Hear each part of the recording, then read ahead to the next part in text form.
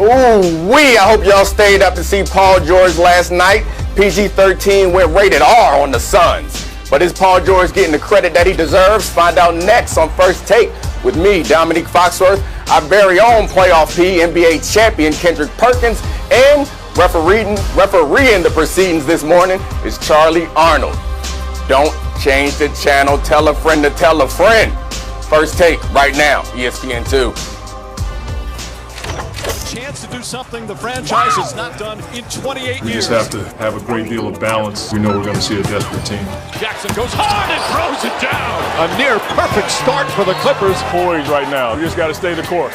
Three-pointer. Bang! George on the pull-up. Nails a three. Oh, George rolling. Throws it down with authority. That's just who we are. Fight. We scrappy. The most important thing, we do it together. Look, I think we all spoke too soon because playoff P strikes again. That 41-piece wing dinner Cajun rub style, right, Perk? That's what you called it. Hey, good morning, everybody. Welcome into First Take. I'm Charlie Arnold, joined by Dominique Foxworth and Kendrick Perkins. Guys, the question I asked you right when we got off the air yesterday, do we think Paul George is going to have a big game? The answer was no, and what do you know? Oh, man, he embarrassed both of us because we both were like, nah, Paul George ain't got it, but he keeps bouncing back every week. That whole team, man, the whole team come down from 0-2, and now 3-1. They keep fighting. And Dominique, I also want to give you your props because you were in Stephen A's chair this morning doing the intro. So congratulations on that. That's what you wanted yesterday. So there you are. That means I won yesterday.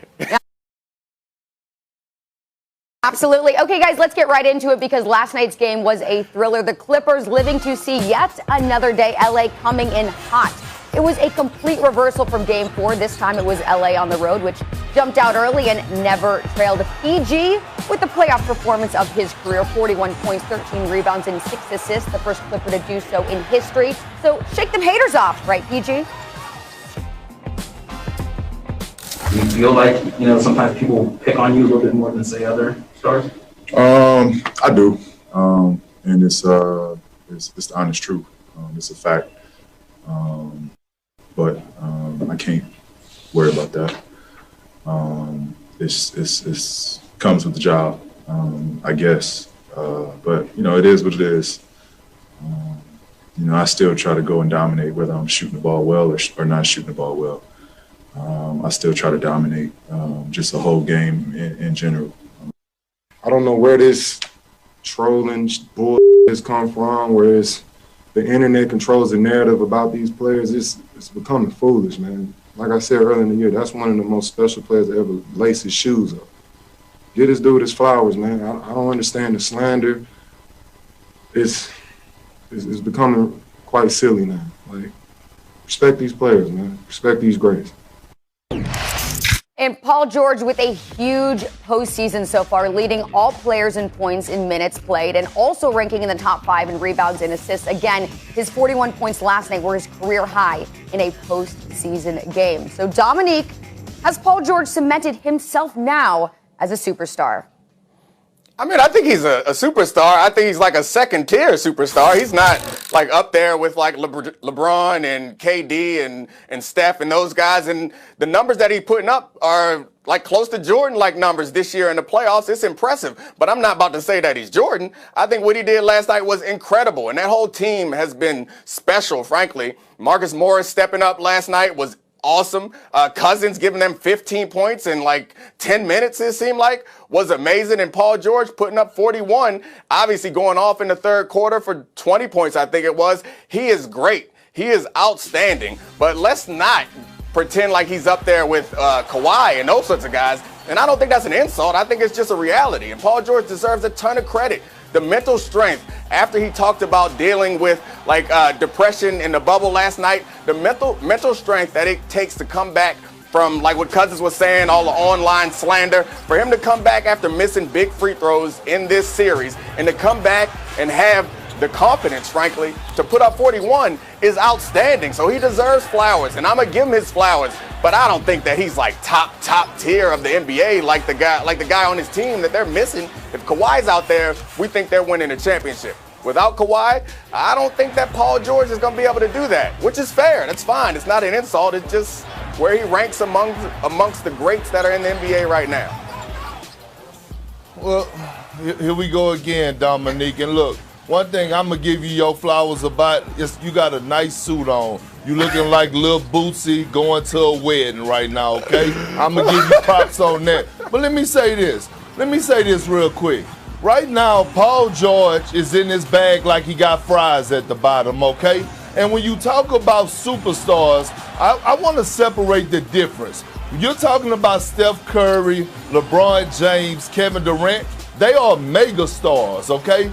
Paul George is a superstar. He's been a superstar. That's never been a knock on him. We talk about a guy that always that always make a case to be in the All-Star game. We talk about a guy that made the All-NBA team this year. We're talking about a guy right now that has elevated his game tremendously. This postseason, throughout the entire postseason, he's averaging around 25 points a night, 8 rebounds, and 5 assists. When Kawhi went out, he elevated his game to 30 points a night, 11 rebounds, and 6 assists. He's dominating in every form and fashion. And right now, look, I've been very critical of Paul George, but he is living up to his name right now, and he's doing everything and more. So to not call him a superstar this morning is very disturbing to me, and I love the way that you came on dressed. I love your delivery to announce First Take, Big Perk, Charlie, and all that, but you starting off on the wrong foot tonight because when it matters the most, Paul George is delivering. Okay, I mean, this year, so far this season, he's been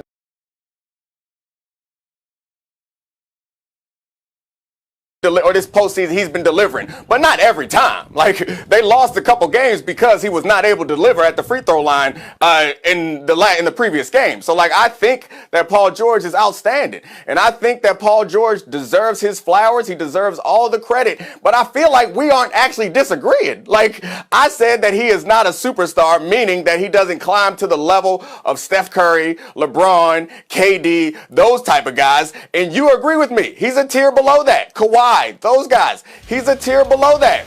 Whether we call them superstars or megastars, like, to me, feels like semantics. But arguing like you are that he never has come up short, like, of course he's come up short. Everybody's come up short, even those megastars. KD just came up short in the last round. Like, they come up short.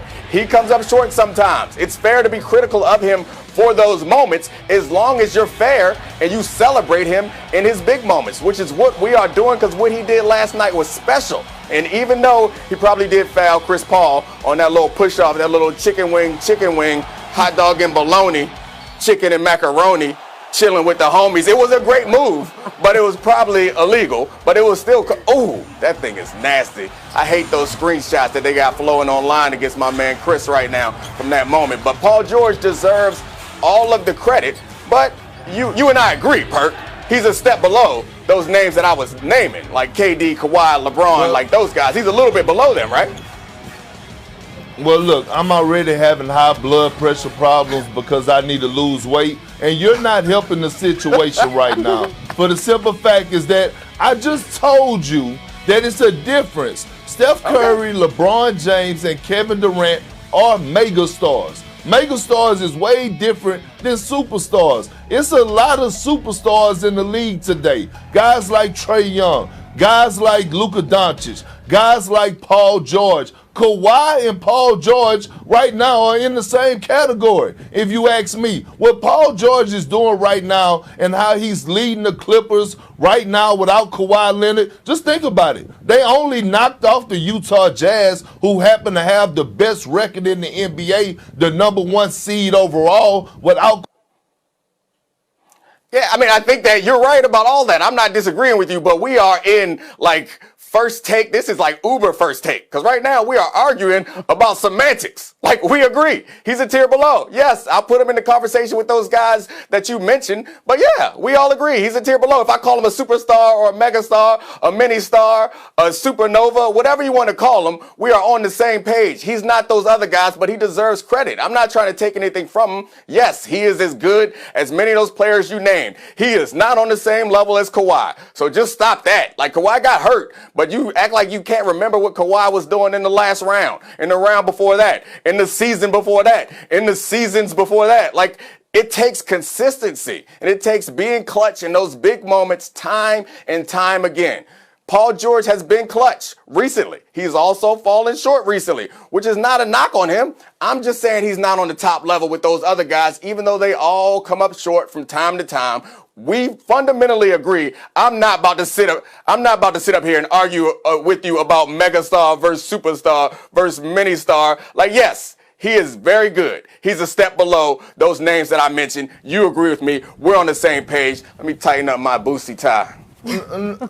No, we're not on the same page. And one thing about it is you are going to argue and debate with me because I'm right here on the same set with you. And do we have short-term memory? Do we remember Paul George in Indiana? Do we remember Paul George pushing that super team, Big Three, the Miami Heat to 7 games when he was delivering great fashion? Yes, he had a drop-off in the playoffs. But let's not forget, when he went to Oklahoma City, this guy was in the MVP. He finished second in the MVP run-up. He has phenomenal regular seasons. He just have a drop-off in playoffs. But this year, right now, today, is what we're talking about. Paul George is a superstar. Playoffs is where we define these guys. You can't consistently have drop-offs in the playoffs and expect me to talk about you the same way I talk about those other guys. Like, he is balling right now. I guess the regular season don't matter. I guess the regular season don't matter. Of course it matters. Of course it matters. You know it matters. I agree it matters. But we all know that there's a difference. There's a level you can get to for regular season performance, and then there's another level. And you have to do that in the postseason. God bless your heart. Well, this conversation is exactly why PG recognizes he's one of the most trolled players in the league. But look, we have to recognize the Clippers brought their A game last night because in Game 4, they had 36 points in the entire first half. Last night, they had 36 points in the first quarter alone. And, of course, we saw PG 41 points. That is a playoff career high for him. All right, we got to go. We still have a lot more to come up on First Take. Scottie Pippen dropping a bomb, calling Phil Jackson racist. Perk and Dominique react and break down Scottie's wild past week in the media. Plus, who was the most important player in tonight's Bucks-Hawks Game 4? Do the guys disagree? Of course they do. The fireworks yell tonight. The Bucks leading the series 2-1 and are in search of their third straight win. Chris Middleton is coming off a big 38-point game. Meanwhile, Trae Young listed as questionable with a bone bruise in his right foot, but told reporters yesterday he plans to play. Neek, who's the most important player in Game 4 tonight? Oh, it's easy. We just saw him. That guy limping back from the locker room. Trae is the only guy that matters for that Hawks team. You can look over at the Bucks and you can see like a legitimate big three. And I mean no disrespect to the guys on the Hawks team, but they don't really have a legitimate big three. They got Trae and a bunch of really, really good young role players who are rising to the occasion. But if Trae doesn't show up, they don't stand a chance. Like, if he's not close to 100%, like, I get it. Nobody's 100% this time of year. But if he's limping around, hobbling, and not getting lift on his shot like he was in the fourth quarter of that last game, they don't stand a chance. Like, he's got to run that pick and roll and hit those little teardrops and set those alley-oops up to set up the open shots for guys on the perimeter. Like, that is their offense. So if he doesn't show up, they're an entirely different team. But I can look over on the other side, and you could take one or two of those guys off the team and still have somebody that you can build a team around. So I don't know. I assume we're having this topic because Kendrick disagrees, but I'm not sure how you can possibly disagree with that. Like, they're the most important person in this game is obviously Trae Young, right? Well, no, not right. I mean, look, you said a lot of good things, and I'm not totally disagreeing with you. Trae Young is the most important player to the Atlanta Hawks, and that's the obvious, right? But who's picked to win this series? The Milwaukee Bucks. Who has the most talent? The Milwaukee Bucks. Who has the big three? The Milwaukee Bucks. Only 2 of those guys have shown up, and that's Chris Middleton and Giannis. Drew Holiday. Where in the hell are you, okay? You are supposed to be one of the best two-way players in the game today. Right now, you're not guarding anybody because Trae Young is having it his way. I believe he dropped 40 on you in Game 1 or whatever the case may be. He's probably averaging around 35 or 36 in the goddamn series. Where are you on the defensive side of things? Offensively, Trae Young, what are you doing? I mean, Drew Holiday, what are you doing? Trae Young is a smaller guard. Take him to the low block. We all know how gifted Trae Young is offensively, but defensively, he can't guard a park car. 2 for 11. They brought him here to be the one to get them over the hump. Drew Holiday, where are you? You are nowhere to be found right now. I'm seeing too many careless turnovers, too many missed layups, just playing careless basketball. You have to deliver. If Drew Holiday elevates his game, the Bucks win this game tonight, and they win the series in great fashion. That's why Drew Holiday, in my opinion, is the most important player in this series. I think Drew definitely wants to step up. And I think the Bucks want to see him step up, but you're arguing against yourself a little bit right there. They win in the series without him showing up in the way that you expect him to be. So to me, that kind of proves the point that he is not nearly as important as Trae Young is. We saw what happened to that team when Trae Young went out, and we all know what will happen to that team if Trae Young can't do the things that he's been doing. So I'm with you. Drew Holiday, we expect more from him given how much they gave up to get him and given what they expect from that team, but they expect to win the series. They're on track to win this series, so it's hard for me to I guess you could say there's more pressure on Drew Holiday because they have these expectations, but it's hard for me to say that he's more important than Trae Young, and honestly, it's hard for me to say he's more important than Middleton or Giannis because they're winning on the backs of Middleton, on the back of Giannis, and the only game that the Hawks won and their only chance of winning is if Trae Young shows up and plays like the superstar that he has become this year in the playoffs. So Drew Holiday is important, but not that important. Dominique, you really need to stop, man. You really need to stop. They paid this man $160 million. You don't think he's that important? He's pretty damn important, okay? And for the simple fact is this, and I'm going to go back to the defensive side of things. He's supposed to be able to come in and neutralize Trae Young. Drew Holiday, acts around the NBA, well respected, one of the most underrated defenders in the league, first team all defense. You are not supposed to be letting Trae Young hang 40s and 35s on you. If Trae Young don't get injured, I don't know which direction that game would have went in. But I know one thing, Trae Young was controlling the game. The Hawks had control before Trae Young twisted his ankle. So with that being said, Drew Holiday, that's your matchup. That's your position. You're the point guard. And then on the other end, you're running the show. You're supposed to be that third option guy or even at times the second option guy. You can't be delivering 2 for 11 when you have Trae Young or Hurd or whoever else is trying to guard you. You are better than that. It's just not getting it. It's not good enough. You're the deciding factor. Yeah, I don't know how Drew Holiday can be first team all defense and underrated. Maybe he should have been defensive player of the year. I don't know. Maybe he is still underrated even though he's first team defense. But I think you made a great point. The Hawks were on track for winning that game until Trae got hurt. And Drew Holiday hasn't contained Trae. The reason why they brought him in there is to contain players like that. So I think that is fair. I think you can expect more from him, and 2 for 11 is not. Go ahead, Perk. Dominique, Drew Holiday is one of the most underrated players in the NBA. If you ask around the league, they'll tell you that. He don't get enough praise. Yes, he made first team all defense. I get that, or whatever the case may be. But when you ask around the league, they'll tell you, hey, Drew Holiday don't get enough credit for what he brings to the table. And he was brought to this team from the New Orleans Pelicans in the trade for Eric Bledsoe to move the needle and elevate the Milwaukee Bucks to get them over the hump, okay? Look, you're both right. They are getting over the hump. Trae Young's offense and Drew Holiday's defense, because the Hawks right now, they're 4-1 in the postseason when Trae Young scores 35 points or more. They're 5-5 when he fails to score at least 35 points. So you both made very good points. You're both right. What do you know? All right, let's move on because, listen, it has been a wild offseason for the Mavs, and it is not even July. How has the shuffle in Dallas made Luka look? The guys wonder if we might have a diva on our hands. Plus, Scottie Pippen has been in the spotlight this past week for some shocking takes, most notably one on Phil. Did someone say first take in the afternoon? want some of this? Wait. I get to battle Stephen A. in the midday? You want some of this? Getting close to your bedtime. You gonna be okay? Step into me, kid, then you go. Guys, please save it for tomorrow. That's right, 2 afternoon special editions of First Take starting at 4:30 p.m. Eastern only on ESPN. Don't miss it. Nothing better than 2 first takes in one day. Hello, welcome back to this First Take, coming to you live from the Seaport District in New York City, brought to you by Chase.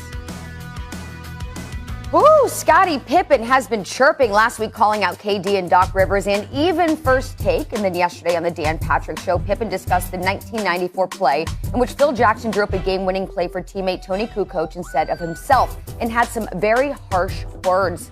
Listen.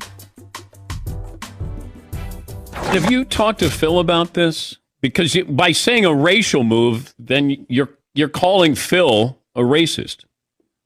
I don't got a problem with that. Do you think Phil was or is? Oh, yeah. Ooh, Perk, what's your reaction to these comments? Well, first of all, every time I see a photo, a video of Scottie, he has the damn bourbon sitting right on the side of him. And so with that being said, that's one thing that's disturbing to me. And I'm being dead serious right now, okay? Look, I don't understand what's going on with Scottie right now, and I really don't care. Seems like he's just venting, he's letting it all out. Maybe he need a reality show. I don't know. Real Housewives of Atlanta may need to, talk to him or whatever the case may be. I don't care. But to call Phil Jackson a racist. Well, I feel like Perk and I are probably on the same page here. I don't know Phil Jackson. He may be a racist, but I don't think that it's fair to call him racist because he drew up a play for Tony Kukoc. He drew up a lot of plays for Michael Jordan, and I think that Perk was on to something. Scottie trying to sell this liquor hard. I hope somebody buy it, because he's saying all types of crazy stuff. All the way back to last week, where he did an interview for GQ with Tyler Tynes. He was talking crazy about KD. He coming at everybody. He trying to get some attention for this book or this liquor. I don't know what he wants people to buy, but please buy it so he will stop saying crazy stuff on TV and in print, because I can't get it. You could point to something else that Phil Jackson has done. You maybe even point to Phil Jackson calling LeBron's crew a posse, but drawing up a play for Tony Kukoc. Kukoc can shoot. That ain't a bad idea. We never thought about Scottie as like the game closer type of guy. I understand being offended by that. I understand being mad, but taking a leap from that to saying the man is racist, it could be a long jump. And again, I don't know. Maybe Phil is racist, but he ain't racist because he drew up a play for Tony, one of the best European players we've seen in the NBA. Right, and I've been around Phil Jackson a few times, played against him. I played with Derek Fisher in Oklahoma City, who won championships with Phil Jackson, and he had nothing but high praise for Phil. He said Phil was a great coach, great guy to be around. He was down to earth. So far as me knowing him as being a racist, I never heard any of his players call him that. But I will say this. I did start looking at Phil a little sideways when he addressed LeBron James, Maverick Carter, Randy, and Rich Paul, and called his crew and called LeBron James a group of people, some very intelligent, wealthy guys, African American guys, a posse. I did have a problem with that. But right now, this is all about Scottie Pippen. This is nothing about Phil Jackson. This is about Scottie Pippen and what the hell is going on with him. Somebody need to find him, have a conversation, or sit down. I don't know what's happening with Scottie, but God bless his heart. That's all I have to say. Yeah, I think the best read on this is Scottie understands the media. And Scottie understands the more inflammatory things he says, the more attention he's going to get. And once we get him attention, then we can see that bottle that's sitting next to him. He can sell some of that, or he can sell the books or whatever. That's all he's trying to do. He's trying to make a couple dollars, and we helping him by doing that. So he did the right thing. He's saying wild stuff so we can come on and talk about it. Well, I tell you what, Dominique and Charlie, if that bourbon is going to have you speaking crazy like that, I don't want no parts of it. I don't know. I feel like most bourbons could have you speaking crazy. Yeah, I'm not a bourbon girl, but I feel like I've seen Well, a thing or two in my day. I wasn't before the pandemic started, but man, we had to get through it somehow, Charlie. We had a little bourbon, but I ain't messing with that Scottie bourbon. That Scottie bourbon a little too strong for me. Yeah, but, a little too strong. A little too strong for everybody. Okay, well, we'll leave. You have something else you want to say first? No. You got it, Charlie. Okay, all right, we'll leave that drama there Scottie because bourbon hit different. it does hit different. Because we actually have more drama that we're going to have to discuss coming up on First Take, believe it or not, because Luka Doncic now has a new GM and a new head coach thanks to Mark Cuban. But will that be enough to make the young superstar happy? All eyes on Luka next on First Take. Plus, Cam Newton addresses the haters. The guys coming through with how they deal with shade and whether Cam is deserving of what he's getting. Stay with us. After a first-round exit, the offseason kicking off with a story published by The Athletic about turmoil between star Luka Doncic and the front office. Not long after the team parted ways with general manager and president of basketball operations Donnie Nelson, whom Luka was very close with. And also, Nico Harrison took over. Also, longtime head coach Rick Carlisle stepping down and was replaced with Jason Kidd. Then a story this week emerges about Luka and Porzingis. According to Mark Cuban, Luka and Kristaps Porzingis have had dust-up since Porzingis arrived in Dallas. Rumors are they simply don't like each other. However, Porzingis was denying Mark Cuban's claims and said he has no issues with Luka. So Luka Doncic still only 22 and a rising star, averaging 35.7 points per game in the playoffs. That makes him the youngest player in NBA history to average 35 points a game in a postseason. He broke the record previously held by Kareem Abdul-Jabbar. Okay, so we had it wrong all along. Big D apparently stands for drama. Neek, how do these issues make Luka look? I mean, he looks fine. It's not a big deal. It makes Mark Cuban look bad more than anyone. Luka, we're going to determine how we view Luka based on how many championships he wins. It's funny that you guys put up that list of, was it Kareem and Jordan, who scored as much as Luka has at this point in his career? Kareem and Jordan were both guys who people were critical about the way that they behaved and the way that they talked to their teammates and the way they talked to the media. But they won championships, so we remember them fondly. The same thing will happen for Luka. That's all that matters. We will write a story or we will build mythology around him as being an intense competitor if he wins championships and he's a little bit, and he doesn't get along with everybody. If he doesn't, then we'll write a story about how he's the problem. But in actuality, the person who it seems like looks worse right now is Mark Cuban. I'm not sure why you would share with the media that your two biggest stars have some beef. That doesn't seem like it helps anybody. And we see their organization kind of falling apart with the GM being fired and then the coach stepping down and all these stories leaking. That speaks to me. That speaks to Mark Cuban being able to run the organization well. It doesn't speak to me, or it doesn't speak to the 22-year-old superstar somehow messing this all up. So Luka will be fine. He'll keep getting better. They'll win some games and he'll mature some, and we'll recognize that Luka is a great young player. But the organization dysfunction, you can't blame that on Luka. It seems to me like that goes all the way up to the top. Well, Dominique, look, I agree. Mark Cuban should take some ownership of what's going on as far as with the whole organization and what's going on in Dallas.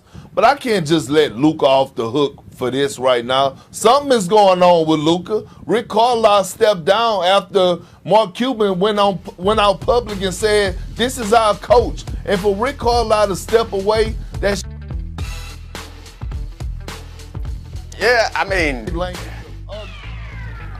Listen, Dominique, listen, Yeah. Looking at the body language from playing a team sport, you could tell from the body language of others that are around your superstar if they are pleased and happy on what's going on. And from the looks of it, I don't see a lot of high-fiving. I don't see a lot of chest bumping. I see it being the Luka Doncic show. And it's fine because, look, he's a hell of a player. He's probably going to go down.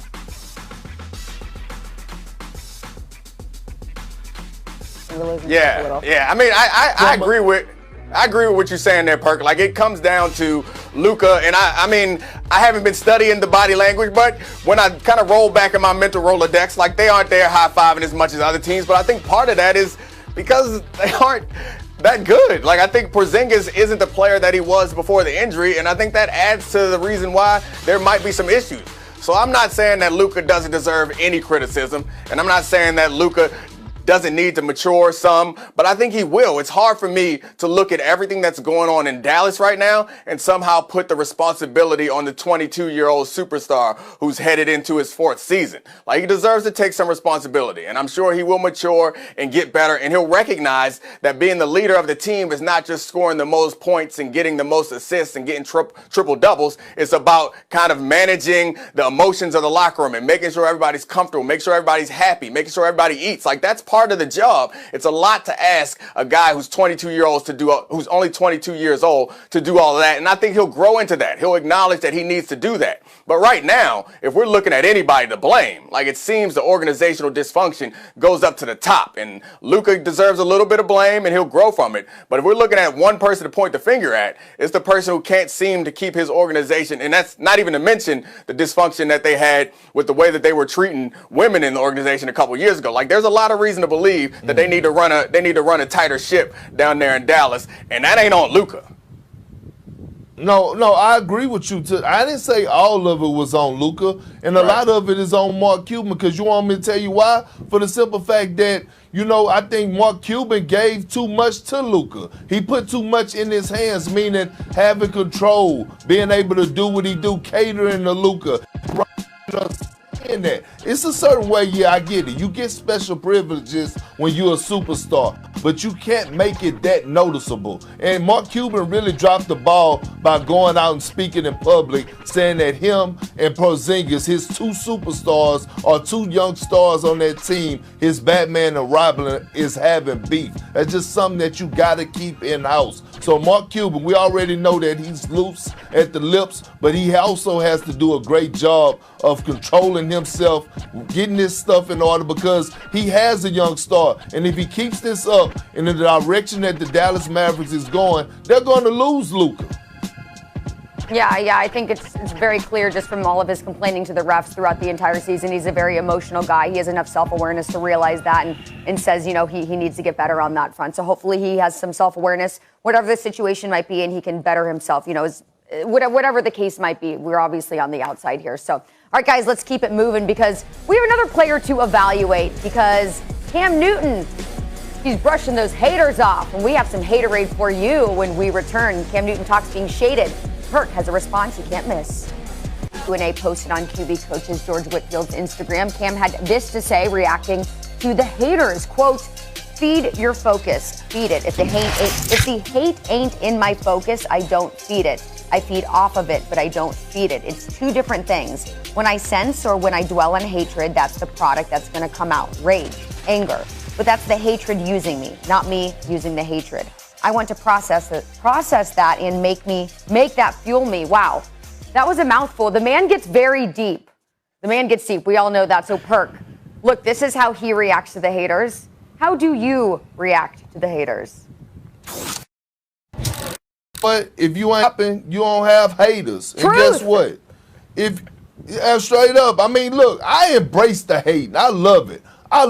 Look, when I was playing, I'm going to go back to my playing days. KG always used to say, when you have a good game or you do something good or whatever the case may be, and you rush to the newspaper articles or to the television, you want to hear them talk good about you, do the same when they talk bad about you, because that elevates you. Now that I'm in the media game, I get hated on by so many people. Oh, Perk, he speak with broken English. Perk, he mumbles a lot. I don't care. I don't care what you say. I'm going to keep doing me, because guess what? The television want to see authenticity. The television want to see the real. I'm going to be myself. So keep hating. You keep shining. That's what you do. You use fuel and you shine on them haters. And where they can't sleep at night, they tossing and turning because they want to be in your shoes. Use that as fuel to the fire. Carry on.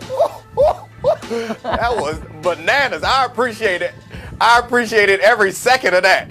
I appreciate the authenticity. All of that was great. You are right. But, Charlie, you didn't ask me, but I'm going to answer anyway. No, I want to know. I don't have the same level of haters as Cam or as Kendrick does, apparently, because I wasn't no number 1 overall pick or MVP quarterback, so I don't get that much hate. What I get in the street is people saying, don't you look familiar? Like, I know you from somewhere. So not enough people know me to hate on me. I really don't get too much hate. Most of the time, people just like, hey, you ESPN, that's right. You on ESPN? And I'm like, yeah, I'm on ESPN. I also did something else. You want to take a picture? So I really don't got too much hate to fuel me. Most people, and especially when I was a player, like, I think Perk's point is right. When I played well, people said you played well. When I played poorly, people said you played poorly. And I didn't consider them haters. They were just telling facts. I wasn't awesome all the time, but the guys who are like big time, high profile players, people have something to say no matter what. They're going to have an opinion. They are jealous. They want to be them. That ain't me. I'm sure a lot of people watch this show and then they look at me and they're like, man, now I'm jealous because damn, that dude's handsome. But other than that, I don't got too many people hating. It's all right. They're just moving on. I mean, we all get it. You say one you- thing wrong, people go off on you. You do everything right, you don't hear a word about it. So, Perk. You know what? You know what haters are, right? Haters are people that are mad because they not where they want to be in life, and they try to point the finger at everybody else instead of looking themselves in the mirror. Like, I had to address some people on Twitter, like the numbers on the house, saying, oh yeah, they hired Kendrick Perkins and Richard Jefferson at ESPN, and there's quote unquote so many African American journalists out there that been trying to thrive their way up to the top. Don't blame me. You might need to reevaluate yourself. I'm just doing Big Perk. You might need to switch up some things that you're doing. Don't blame me for the position that I'm in because I'm being me. Maybe you need to take a look at yourself in the mirror, reevaluate yourself, cleanse your soul. Cleanse your soul because you'll never get anywhere in life having a dirty soul, all right? And that's the gospel for today to all the haters out there. I Keep mean, hating. you can't help it. You're always bringing that extra. Okay, guys. And I'm going to keep bringing it. Keep bringing it, please. Rub style, if you will. Look, I want to talk about Game 4 one more time before we go off the air. Giannis, Middleton. Yesterday we had a debate. Who's the Batman? Who's the Robin? Tonight, who do you believe is going to be Batman and who will be Robin? Perk? Well, you know what, Charlie? I've been getting a lot of heat from my peers, my guys, my former coaches, and saying, Perk, kill all that Batman and Robin. They literally, cut him out. We'll kill the conversation. There you go. It looks like the haters have won today. One win for the haters. No, they never win. They will never win. Hey, No, they blacked Perk out. They got the dub. Hey, listen, Dominic, it's not hating, man. It's not hating. It's called constructive criticism. Okay, so look, I'm going to go with Giannis to dominate tonight. They don't have an answer for him. I'm going to go with Giannis to dominate. I said he should average 40 in this series. John Collins can't guard him. Capella can't guard him. No one that could guard Giannis. Giannis should have a field day tonight. I'm going with Giannis to dominate tonight in Game 4. Okay. Yeah, I mean, I think you're right. I was on the other side of that Batman Robin discussion, so I'm gonna stick with my guy Giannis. He's been the guy that they built this around. He's the guy that they are scared is gonna leave if they don't do right by him. So he's the guy who needs to and will come up big tonight, and he's been coming up pretty big all playoffs. It's fair to be critical of him for his shooting, especially at the free throw line and how long it takes him. But he's the guy. He is their offense and he is their defense. He's the guy who's going to come up big tonight if they're going to win, and I think he does. Starts and gets them to the house real early so they can rest up because ain't nobody feeling good on this shortened off season right into another season, right into the playoffs. That is going to impact the NBA Finals, I think. So the Suns missed a chance last night to get closer to them getting some rest, and I think that the Bucks are going to get closer to that also. They're not going to miss this opportunity. I don't see them let the Hawks get another one in this series. What will be their third straight win should they get the win again tonight? And Haters win again. Nick, earlier in the show, you had said that Trae Young is the most important player in this game. The haters will never win. Listen to me. You said that Trae Young was going to be the most important player in this game. Look, he has a bruised right foot. He said he's going to play, but do you see him being ultra productive like he has been, minus the last quarter of the game 3? I think I'm not going to say ultra productive, but I think that Trae Young has showed a lot of people not only how talented he is, but how smart he is. So I think he finds a way to be productive and to help his team, but I think that he needs to be closer to full strength for them to win. So I don't think Trae is going to hurt his team, because when they take away certain things, Trae finds a way to impact the game, even when his shot is not falling, when they're doubling him out of the pick and roll, when they drop off the pick and roll, he hits the threes on occasion when he's feeling good about it. He seemed to have an answer for all the problems that defenses have tried to present to him. So I think that he'll have an answer for what to do with a sore ankle, a bruised foot, but I don't think that's going to be enough to win tonight. Okay, well, we will find out what happens tonight. There he is. There he is. See, the haters, they'll never win. Charlie, Dominic, I just want to know who's hating down there in ESPN and keep blackening out my shot. All right, guys, we have a lot going on tomorrow. Ja Morant joining the show in the morning, and, of course, a double dose of First Take later on in the afternoon. So a lot to look forward to. Everybody, thank you so much. Shake them haters off. See you later. What's going on, my good people? It's your boy, Big Perk. I'm hosting First Take today, filling in for the great Stephen A. We have our girl, Charlie. She's filling in for Molly. And Dominique Foxworth, I feel sorry for his loss. He's filling in for Max Kellerman. We're going to talk about who would you start a franchise with, Trae Young or Luka Doncic? First Take starts now. You don't want to miss it.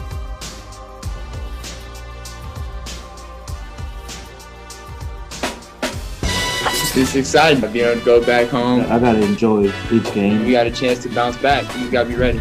Just move on up. Nobody picked him up. Now takes a deep three and drills it. What a start for the Hawks. They came out aggressive. They threw a big punch. Giannis dunks it with her right hand. How do you stop that freight train? Middleton buries another one. Whoa, the Chris Middleton show. We just stuck with it. Kept trying to grind them down. Finally, they started dropping for me at the right time, so I'm thankful for that.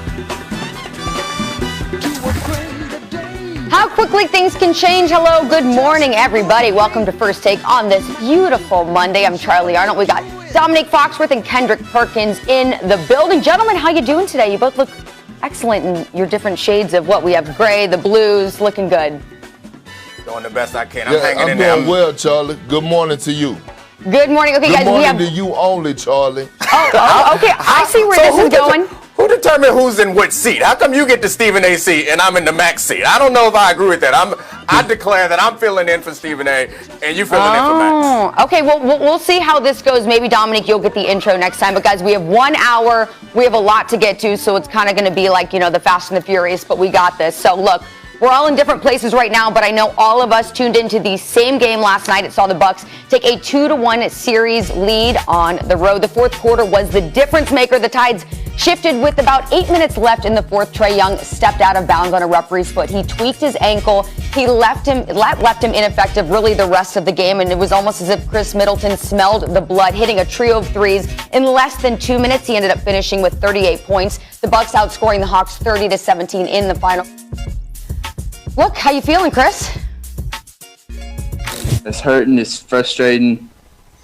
When I came back in, it was just kind of sore, and I made me mad. I couldn't really go as fast as I wanted to, and then when I did, it hurt. So just gotta get treatment, and hopefully it feels better for next game. I think once I realized I had 2 in a row, just told myself to keep trying to find a shot to get up, knowing that I was gonna have a good chance of getting in. That's how I was thinking at that time. All right, Middleton going off. So, Perk, what did Middleton prove last night?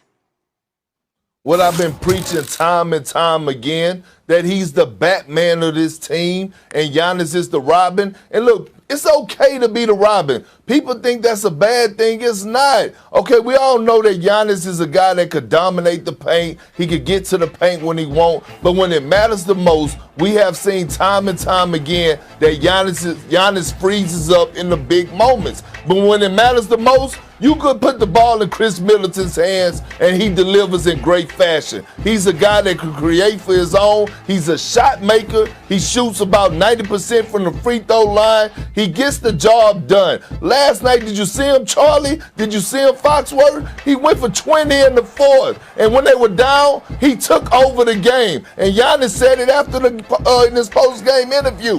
Hey, look. It don't even matter, man. If Chris want to take it over in the fourth, let him do it. You know what that told me? That Giannis even knows that he's the Batman on this team, Chris Middleton. That's a stretch. So we're going to start off with some wild takes. I've heard you said that before in the past. So Chris Middleton is great. He proved last night that he can be big in big moments. But first of all, you said being called a Robin is not an insult. It absolutely is an insult to a two-time MVP. Robin don't even got no pants. They send that man out there in bikini shorts with boots on. That's not the way you would treat a Batman. Batman got pants, and the person who wears the pants on that team is obviously the almost 7-foot Giannis Antetokounmpo. That whole team is built around him. You know why Chris Middleton can go off on occasion? Because they devise entire defenses to slow down Giannis. And yes, he's not perfect. He struggles from the free throw line, and his three-pointers, I think, 17% in the playoffs. They are bad. He is not perfect, but he is obviously the person who this team is built around. And you know how I can absolutely prove it? If I haven't proven it so far, I can prove it like this. At the end of this season, or at the end of both of their careers, no one is going to look at Giannis, say they never won a championship. No one's going to look at Chris Middleton and say, Chris Middleton never won a championship. They're going to look at the two-time NBA MVP and measure his career by how many championships he won. That's only something that we do to Batman. We don't count up all of Pippen's championships, even though he won 6 and he was great. That's not something we do. That's how I know that Giannis is the Batman of this situation and is the star of that team. It's not even a debate. See, and Foxworth, that lets me further know that while you were out doing other things last night, and this is why you're sitting in Max Kellerman's seat, because you probably wasn't even watching the game of basketball, okay? Last night watching the game, because if you were watching the game, then you can't sit up here and come here this morning and say, oh no, Chris Middleton don't look like the Batman. Chris Middleton don't look like the more skilled player. Chris Middleton don't look like he embraces the moment when it matters the most. I'm not saying overall career. I'm talking about right now on this Milwaukee Bucks team, Chris Middleton is the Batman. I saw Giannis on a couple of occasions last night when he went to the free throw line and the crowd started chanting and counting down, how long he was at the free throw line. And he shot airball free throws. He shot an airball three-pointer. But when they were down 6 or 7 points, Chris Middleton said, give me the damn basketball, and he took over. That's what Batmans do. Well, it's one game. I give you that. Last night, Chris Middleton was more important to them. But throughout these entire playoffs, and throughout the recent history of this franchise, the guy who leads them in points, rebounds, and he gets more assists than Chris Middleton. The guy who leads this team, the anchor to the defense. So we're not even going to talk about how Chris Middleton, at best, is probably, at best, he's close. He's not even close to what Giannis contributes on the defensive end of the ball. You're going to roll your eyes at me? You as a center don't appreciate rim protection. Oh, first of all, don't give me that about rim protection, because Giannis is the secondary rim protector to Brook Lopez, and don't even bring up defense when you talk about them. Go pull up the stats. Go pull up the data. Don't even talk to me about Giannis. Don't even talk to me about Giannis and defense. Please don't, because you know what? I'm gonna take you back into last series alone. When it was time to guard Kevin Durant in Game 7, you know who was checking Kevin Durant? It was Chris Middleton. You know who was delivering buckets on the other end in the fourth quarter going toe-to-toe with KD? It was Chris Middleton. Giannis didn't check KD one time throughout the whole entire series. Their best and most effective lineup is when Giannis is at the 5, offensively and defensively. So maybe you're going to say that Lopez is their primary rim protector, but when it's winning time, Giannis is the rim protector. And pulling Giannis away from the basket to guard Kevin Durant is not what's best for the team. So I'm with you. In that moment, it looks like you can pick these isolated moments, but if we open up the league to a draft right now, Giannis is getting picked before Chris Middleton because Giannis is better and more valuable to the team. Like, I understand all these shortcomings that Giannis has, and I understand that Chris Middleton is cooking in the playoffs right now. But let's not pretend like Chris Middleton is better than Giannis. That's the argument you're making, that somehow he's better? I said he's more skilled, and I'm gonna end on this note. When I used to do crazy things or say things that I shouldn't have said, my grandmother used to tell me, "God bless your heart, baby. You don't know no better." And that's how I feel about you right now. That I don't know no better. Okay, so please, we're GMs in the same league, and now I got Giannis or you got Giannis on your team. I got Chris Middleton on my team, and I'm gonna say let's trade him, and you're gonna be like, yeah, sign it, send it to the league, fax it over to the league office right now. Listen, I was almost about to call you Max. Dominique, listen what I'm telling you.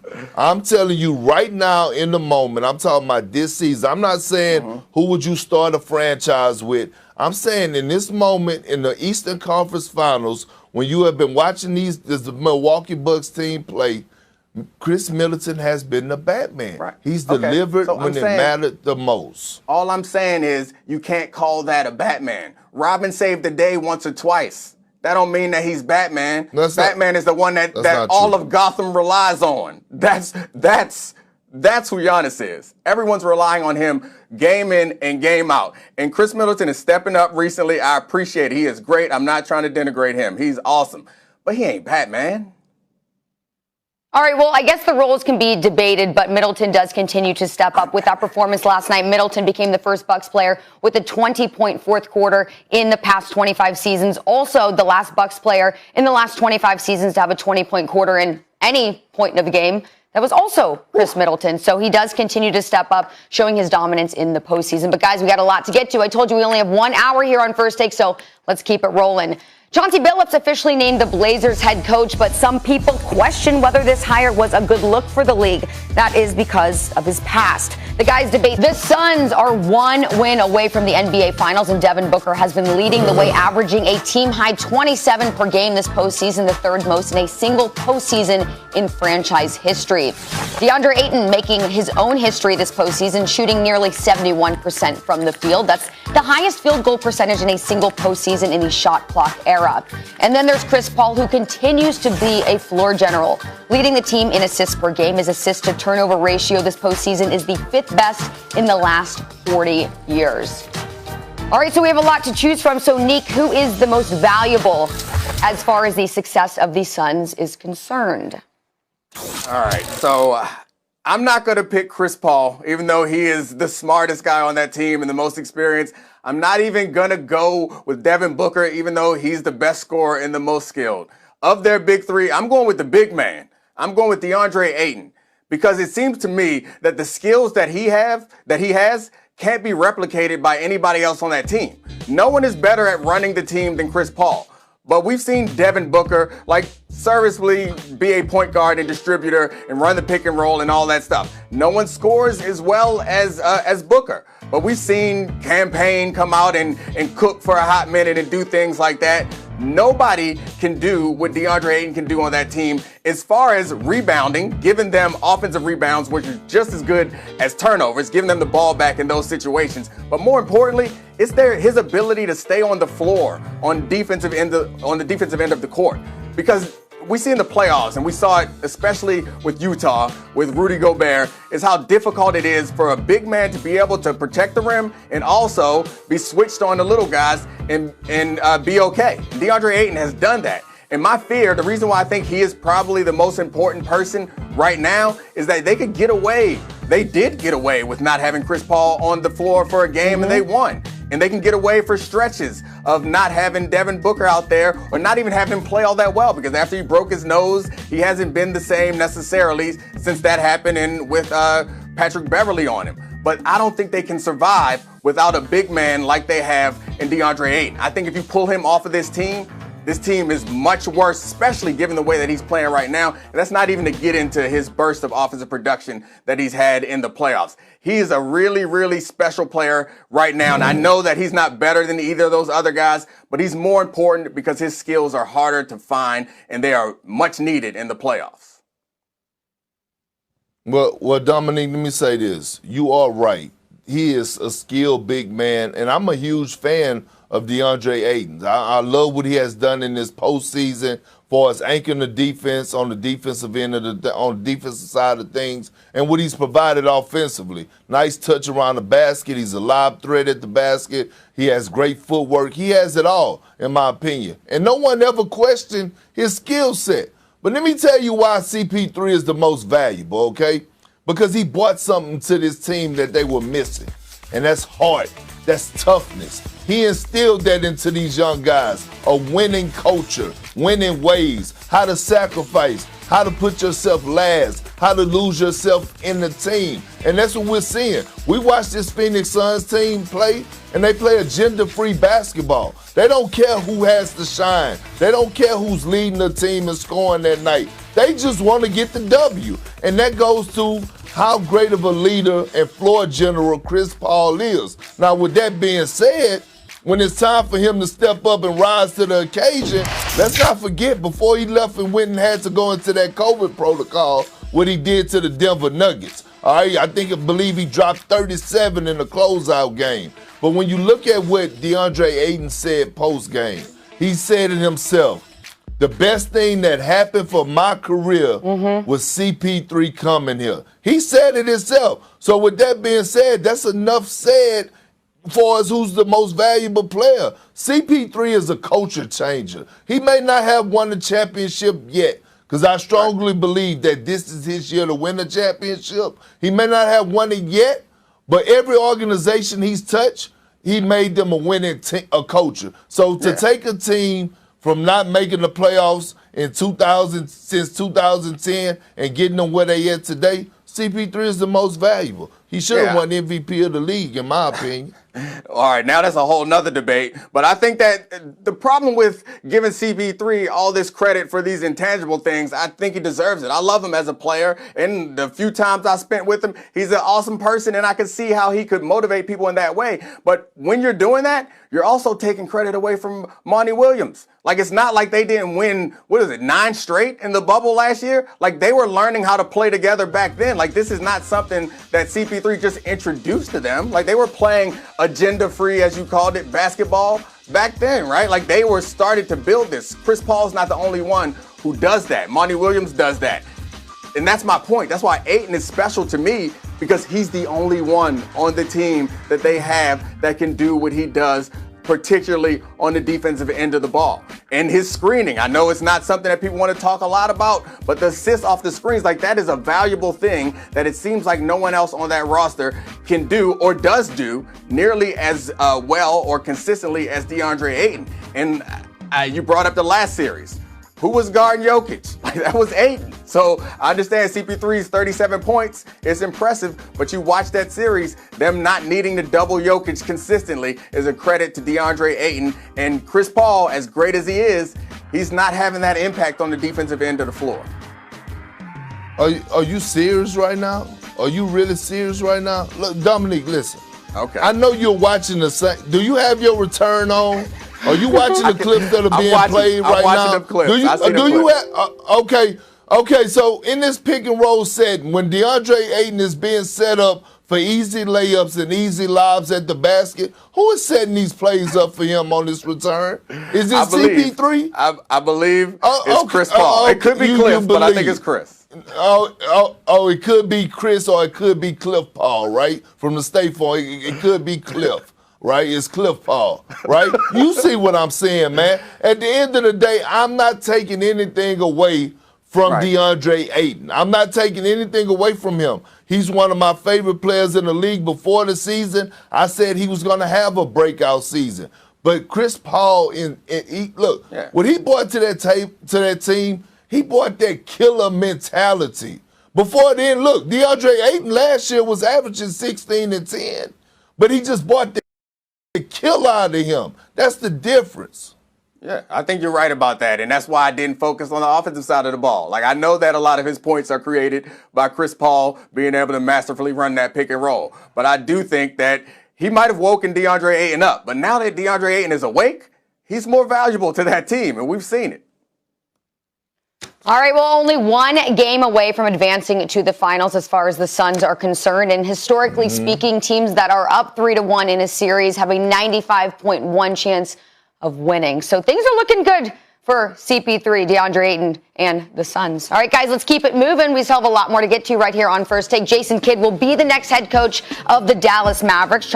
Coaching vacancy was filled with the Trailblazers announcing the hire of Chauncey Billups. Now, according to sources of our Adrian Wojnarowski, the deal is for 5 years with the former LA Clippers assistant that includes a team option on the last season. Now, Billups had an illustrious career in the NBA, winning the 2004 NBA title with the Pistons in the Finals MVP award. A 5-time All-Star, he's the only player with a winning record against Michael Jordan, Kobe, and also LeBron. Now, along with Billups' hire, Jason Kidd was named the head coach of the Mavericks last Thursday. Now, both have amazing resumes. However, off-court issues have led to questions surrounding their hires. In 2001, Kidd was arrested for suspicion of hitting his wife and pleaded guilty to spousal abuse. Then in 2012, he also pleaded guilty to a DUI. Billups, on the other hand, settled a civil case in 1997 when a woman alleged that he and his former teammate Ron Mercer raped her. Criminal charges were never filed, but according to police reports, a rape kit examination displayed injuries consistent with sexual assault. The Blazers have looked into the matter again before hiring Billups, and they were able to not really draw up anything new. But Perk, you got to look at all of these factors. Are these hires a bad look for the league, would you say? No, it's not. You know what's a bad look in the NBA to be writing these articles at this time. That's what's a bad look. Because guess what? When Jason Kidd and Chauncey Billups, when they were the product and they were put on the shelves and they were selling out and they were making money and they were around here delivering championships and making all-star games and selling out jerseys and signing autographs, everything was all fine and dandy when you were the product. Now all of a sudden, when two African Americans have learned from their mistakes, and when I'm talking about Jason Kidd, he learned from his mistakes. He had 2 head coaching hires since then. He was an assistant coach with the Los Angeles Lakers, won a championship. Nothing was said. This man has changed his life. Rick Carlisle endorsed him. Dirk Nowitzki endorsed him. Not a word was said. And when you look at what Chauncey Billups has done, all right, finished a hell of a career, assistant under Ty Lue, worked on our network at ESPN and was a hell of a commentator, did a hell of a job. Should have been a GM in my eyes instead of being a coach because he's that great of evaluating talent. That's how special he is to the game. But soon as African Americans can take that leap and get in place of power, this is when it all starts to come out. This is when these writers want to start bringing up people past, like everyone don't have a damn past. I'm pretty sure we all have something that we done when we were younger that we wouldn't do again. Now, I get it. If with Jason Kidd's situation, if he was a repeated offender, and it was something that he was doing time and time again, okay, I can see that. But this man has grown from that. Chauncey Billups wasn't accused of anything, no criminal charges. Let it go. Let these people get their jobs that they deserve and move on. Yeah, I think that it's a different question of whether they should get the jobs or if it's a bad look. Like, I do think it's a bad look because particularly in Chauncey's cases, he was up against Becky Hammon, and it's a particularly bad look for the NBA, which is considered the most progressive major sports league that we have, at least major men's sports league that we have in this country. And for them to, and for two hires of guys who have been accused of mistreating women or sexually assaulting or hitting women, for them to get hired and Becky Hammon not to get hired, I don't see how we can argue that it's not a good look. And that doesn't mean that these guys never deserve to work again or that they need to continue paying a price for something they've been accused of or pled guilty to in Jason Kidd's case years ago. Doesn't mean that they can never rebound from that, but we do have to acknowledge it. And it's a story that whether it comes out now or comes out later or came out earlier, it's a story that's not going to go away. Like, it's going to stick with these guys for their entire careers. And I think I had a group text about this situation with a couple friends of mine over the week. And one of the things that came out of that I think was important and we should highlight is that the country doesn't really, and in Chauncey's case specifically, like our country, the judicial system hasn't figured out how to properly deal with sexual assault. And for the NBA, for us to expect the NBA to figure out how to do it is asking a lot. And we can go back to the previous president was accused of many different sexual assault incidents, and that didn't disqualify him from getting that job. So I'm not saying that that's the bar that we have to reach necessarily, but I am saying that I understand when guys or when anybody commits a crime or is accused of a crime, like there should be a process that we go through, which includes finding out or determining whether they are guilty or innocent. And then it also includes some punishment. And then when you come back from that punishment, then you are allowed to reenter society and you're allowed to work again. It doesn't mean that you should be the head coach of a team or general manager of a team. And it doesn't mean that you shouldn't be. But all those things need to take place. And I don't think that's a failing of the NBA. That's a failing of our judicial system more than anything else. But it does. I mean, to get back to the original question, it does look bad today to have that as one of the headlines. Yeah, but Dominique, look, the situation that happened with Chauncey Billups happened when this man was 19 years old. That was almost 30 years ago. And then he wasn't found guilty. It wasn't like he had you could go Google his criminal record and it's on there. Nothing happened, okay, at the end of the day. But you know what's even more disrespectful when we talk about being disrespectful to Becky Hammond, the women of the world? You know what's more disrespectful is that people are putting this out about Chauncey Billups when he have a wife and 3 daughters. How about the disrespectful stuff in that? When people are writing these articles about him that is false because he was never accused in the first damn place. That's disrespectful. Well, yeah, I'm with you. I don't appreciate. I'm sure Chauncey doesn't appreciate it, but like the facts are the facts. Like the accusations were there. They brought up the accusations, and I don't think that it's disrespectful. I didn't use the word disrespectful. Like I don't think it's disrespectful to Becky Hammond or disrespectful to anybody. I just think it's a bad look. And whether it's right or wrong doesn't matter. It's about the optics of the situation. The question is, does it look good or does it look bad? It looks bad for a league that prides itself on being progressive to have a woman in the running for the job, whether she deserved it or not. I'm sure she deserves to be a head coach at some point. It looks bad to deny a woman a job and then hire 2 men who are being accused of violent acts against women. Like it looks bad. It doesn't mean that it's go ahead, Perk.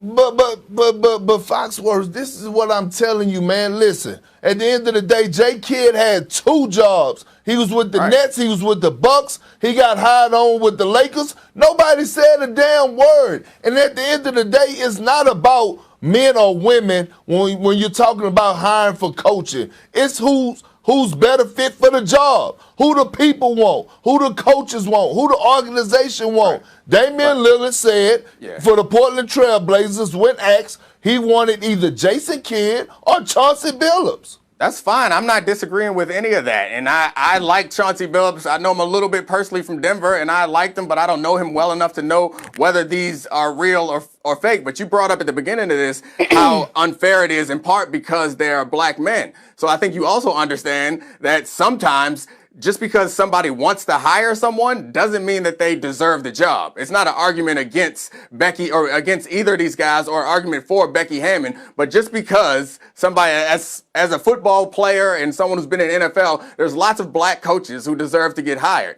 They didn't get the job because we fell back and we weren't critical of them. It's a whole nother conversation, but I'm with you on the point that you're making. Like it's uncomfortable for all of us and it is a bad look for the league. Yeah, I actually have to agree with Dominique. I do think it's a bad look for the league. I think as far as the optics are concerned, I mean, I know that they did re-delve into that investigation and, tried to figure out what they could, didn't find anything else, and decided that at the end of the day it was more important to hire Chauncey as their head coach than anything else. So they went with that decision. But it also makes me wonder how serious they actually were about hiring Becky Hammond, because you talk about optics. Sometimes you have to wonder if teams really just say Becky's a finalist just for the fact that, this would make us look good to show that we're actually considering hiring a woman as our head coach. Were they actually really? I have no idea, but this makes me question that and really, truly wonder about it. So, guys, good discussion. We have to move on now, but we have a lot more to get to. here on the show. Trae Young is in the middle of a... In the 18 NBA draft, the Atlanta Hawks select Luka Doncic. The Dallas Mavericks select Trae Young. The Hawks and the Mavericks have an agreement. Oh, what a finish by Trae Young. Fires one more dagger. Straight away, three, good! Into the shoot. How did he do it? Here comes Luka.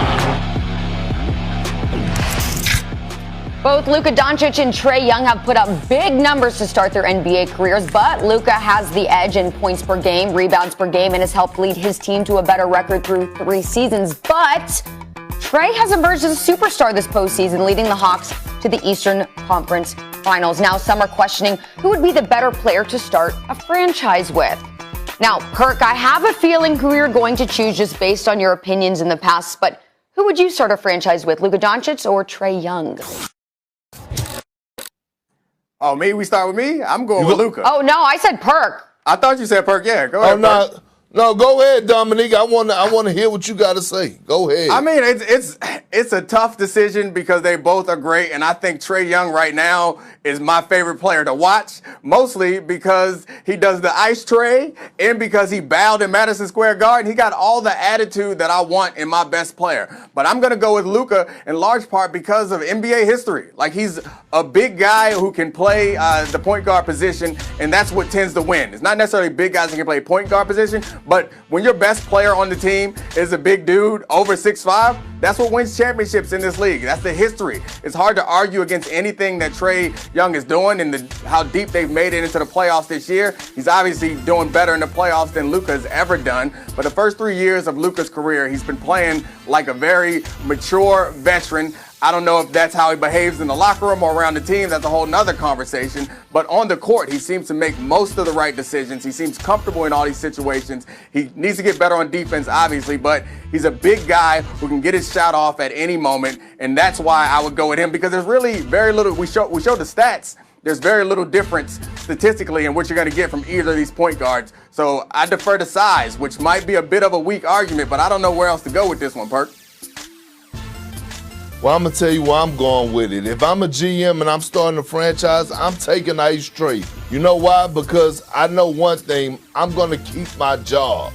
I'm not going to walk away or get fired or let go. See, right now what's going on in Dallas, we don't know what's going on. The coaches is walking away, the general managers, the front offices. It's a disaster over there. And that goes to show me that something is going on in that locker room with their star player. When it comes down to Ice Trae, I'm looking at what he's doing and how he's doing it. Not only is he's getting buckets, but it looks like to me, guys love playing with him. I can't say the same for Luka. Porzingis look highly upset. Josh Richardson looks highly upset. Like, the difference between the two is that Trae could get others involved, and he could take a back seat and let others rock out. When I watch Luka, Luka has the ball in his hands 20 of the 24 seconds of the shot clock, and then he's passing the ball to a teammate and putting them in a bad position and saying, just catch and shoot. Trae Young, it feels like it's a joy to play with him. Yeah. So I'm going with Trae Young.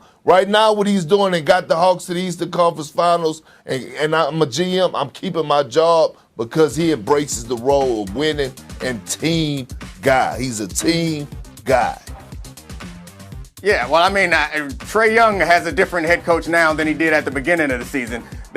So I don't know how secure your job will be if you're there with Trae Young either. But I do understand everything you're saying. You left out my man from University of Maryland, old Red Velvet, Kevin Huerter, who can cook too. They give him the ball and let him work. So I'm with you on all of that. But I think the difference is Luka holds the ball because they don't have those guys. Like, Porzingis is not the player that he was.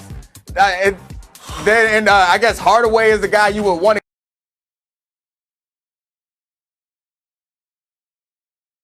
to give, but Hardaway is not the player that they have down in Atlanta. So I think that's what it boils down to. Maybe Porzingis in another situation will be different. Neither of us know. Maybe he'll be in a situation, maybe no matter what, he'll always play like James Harden did in Houston. But we see that James Harden has found another way to play with the Nets. So I'm thinking that Luka can do that in the right situation with the right players around him. That's all. Well, Well, you talked about big guards, and you talked about, you got to be over 6'5", and that's what's going to win you games and keep your franchise above water. Did Steph Curry die? Because last time I checked, he's only about 6'2". Okay, so when I look at Trae Young, he's also a guy that's a smaller guard, but he's a 4-level scorer. Anytime you have to make an adjustment of sending 2 guys to trap a guy and it's not in the pick and roll coverage, that means you have something special. Yeah, we'll talk about something special. Young has started each series this postseason, averaging 38.3 points per game in the 3-game ones that he's played in. That's the most in NBA history, and I have to say, he is very, very fun to watch. So I look forward to seeing what he does with the rest of his career. Okay, guys, let's move on. We're going to cap off the show with some football because we got to talk about some fantasy football that could be in your future. And we're talking about Kyler Murray and some possible domination. That debate coming up next. But so far hasn't done enough of that in the NFL. After going 8-8 last season and missing the playoffs in each of his first 2 seasons, Murray says he is tired of it. He said, quote, emotionally last season was definitely frustrating, especially for a guy like me. I want to win. Not going to the playoffs is weird for me. I know it's the NFL and I haven't been yet, but I've always played past the regular season in every sport. It's different. I am definitely not looking to get used to that. So, Dom, do you think that Kyler is going to win a Super Bowl in his career? I mean, probably not. Like, he's a very good quarterback. I think a lot of people expected him to take a bigger leap like last year into like the elite class of quarterbacks. He still can. He's not there yet. But the problem is it's so hard to win a Super Bowl and also kind of random. Like the Super Bowl is or the playoffs is not like the NBA playoffs where it's a series. It's a 1-game sample, and sometimes people get lucky and sometimes teams get unlucky. So I think Kyler Murray can have a great career. There's several quarterbacks who are in the Hall of Fame who haven't won Super Bowls. So it's not a knock against Kyler Murray. It's just really hard to get everything to work right at the same time in order to win a Super Bowl. So he could be awesome, but relying on or counting on betting that he's going to win a Super Bowl, I think is a little bit risky. He's not quite that good where you can just look at him and say, oh, this guy, there's no way that he doesn't win a championship.